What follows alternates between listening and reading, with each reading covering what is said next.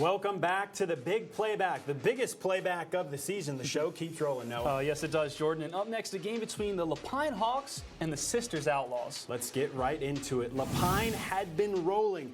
Back-to-back wins, scoring 40 or more and only allowing 8 points total. Could they keep up the momentum against the Outlaws? This game was played last night. Hawks running back Dylan Hankey certainly thinks so. He takes the toss from Colton Campbell and bounces outside for the 6, giving Lapine the first points on the board. Lapine keeping the momentum going again. Campbell handing it off to Hankey, who does what he does best and finds the end zone. Now to Sisters. Griffin Gardner doing what he can to keep his team in the game. He sets, rolls, dances around some defenders to find Jamin Schwartz, who turns on the Jets down the sideline for the score. What a move. Yep. Hawks trying to keep the run game going. This one turns into, though, a little bit of a hot potato. Handoff is fumbled, picked up by Hankey. He tries to go opposite, and then he runs into some defenders. That one not working out well. Hawks still with the ball, switching things up in shotgun. Campbell finds Dawson Cook over the middle. Noah, I think that might be one of the best catches we've seen this season. Behind him a little bit. Yeah, that was good. It was a side body catch. All right, this time Campbell airing it out to Hawkin Hansen, who brings it down. Sisters desperate now to get back into the game. This was from 4th and 12. Gardner airing it out to his defender, or to his running back, Wyatt Maffey, who makes the great catch.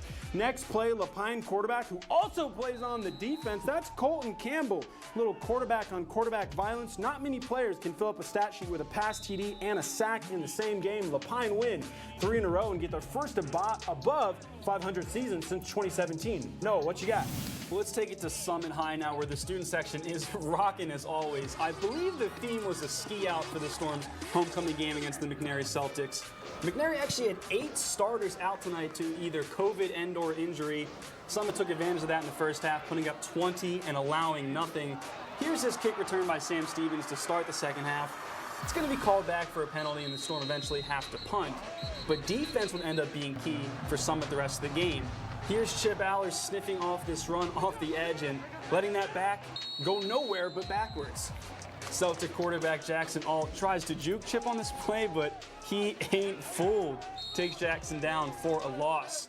McNary driving again now after an unsuccessful Summit drive, but Spencer Elliott's going to be all over Jackson as he tries to improvise. Takes him down to the grass. Eat that.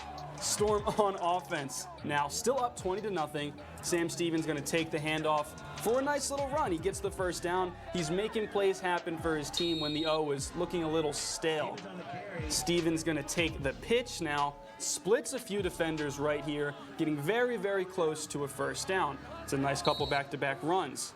Kemper True wants to make something happen in the air and is going to sneak it into Lucas Steffen. A little sidearm there. Yeah, not a huge game, but an impressive grab in a tight window nonetheless.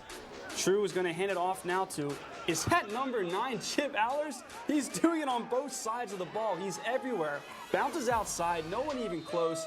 Chip runs it into the end zone to put his Storm up 27-0. Summit will let up a score, but do get the victory. They beat McNary 27-7 and head into the postseason on a high note. Crowns on and playoff bound, doesn't get much better than that. And do not go anywhere because more action is coming your way. Highlights from the Redmond Showdown up next. Stan, your top plays. Can't wait.